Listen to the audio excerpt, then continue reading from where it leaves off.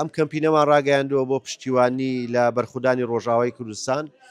کە کەمپینەکەی ئەمڕۆمان کەمپینی کۆکردنەوەی کۆمەکە دیارە ئێمە دوو ڕۆژی ڕابردوو دوو خۆپشاندان و گرنەوەوان لای قەڵاو لە گەڕەکی ڕەحیماوە ساز کرد و قۆناغی ئێستا